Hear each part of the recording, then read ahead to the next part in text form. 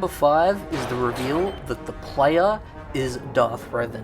They seeded this throughout the game through many subtle moments of foreshadowing that are revealed to the player once he finds out he is Darth Revan. They say the Force can do terrible things to a mind. It can wipe away your memories and destroy your very identity.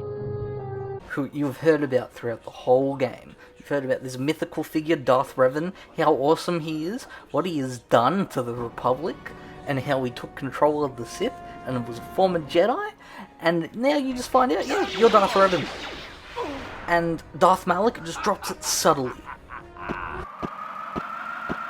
Number 4 is a very mythical encounter atop a mountaintop, being when the player encounters Red atop Mount Silver in Pokemon Heart Gold, Soul Silver, Pokemon Gold, Silver, Crystal as well. The fact that you find the player from the first game just chilling up there with a level 88 Pikachu is very astonishing. When I first played that as a 10-year-old on my DS, I remember I almost got thrashed.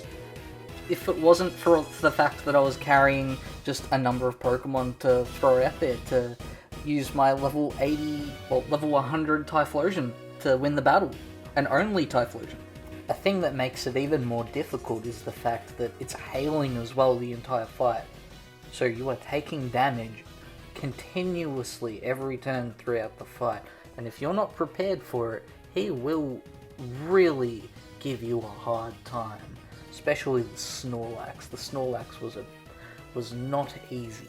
And a thing that makes it even better is the seeming emptiness leading up to Mount Silver as well. There's no music, you just hear your steps. You're a good man, Edward. My number 3 is the beautiful ending to, in my opinion, the best Assassin's Creed game, being Assassin's Creed 4 Black Flag.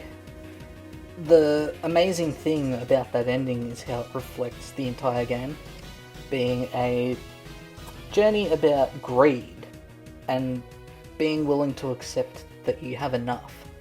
Edward Kenway was not willing to accept that, and he lost pretty much everything that he had throughout the game. All of his friends are dead by the end of the game. His former wife is dead because he left her to go pursue piracy, and as a result, he's got nothing left until he finds out he has a daughter. And he's going to take a pardon, go back to England, and look after that kid. And the thing that makes this ending even better is that you've got the parting glass playing in the background while you sail back to London with your daughter. It blew me away after Assassin's Creed 3 and how middling that was. Number 2 is the reassembling of Cloud's psyche and memories. During Final Fantasy VII and throughout the entire story, you get these little flashes of Cloud just having memories and everyone looking at him like, that's not how it happened. Or you just find out things that contradict through various sources.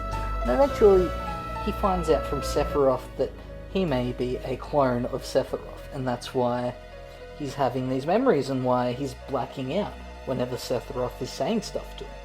Like, oh, give me the black material, and he just hands it over. So eventually he goes into a Mako coma, and Tifa enters his psyche and helps set things straight, and we find out that some of these memories that he has taken on have come from a guy named Zack, who was a soldier, which Cloud wasn't, and as a result, it just sets everything right. How long will that take? A few hours. Honorable mentions go to Aunt May's death in Marvel's Spider-Man. It was just such a beautiful death. They make you care about the character throughout the game.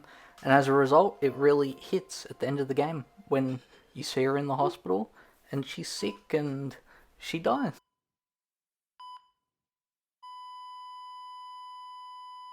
Oh no! Boy. Stop. Number 1 goes to Ethnic Dad Simulator 2018, God of War. And it's a story told in 2 parts. First off, that reveal trailer from 2016. I am hungry. where you didn't really know what had happened to Kratos after God of War 3. Like, you knew that he presumably might be alive, but he stabbed himself and very fatally may have died at the end of God of War 3. But you find out, oh yeah, he's made his way over to Scandinavia and is going to deal with the Norse pantheon. And as a result, builds the excitement. The real number one is basically the journey home to go retrieve the Blades of Chaos. And how amazingly put together that journey is. And how it's a very quiet, subdued moment where they just build it up from the very quiet boat ride home where he's haunted by Athena to him finally getting home and then just picking up the blades and him slowly unwrapping them,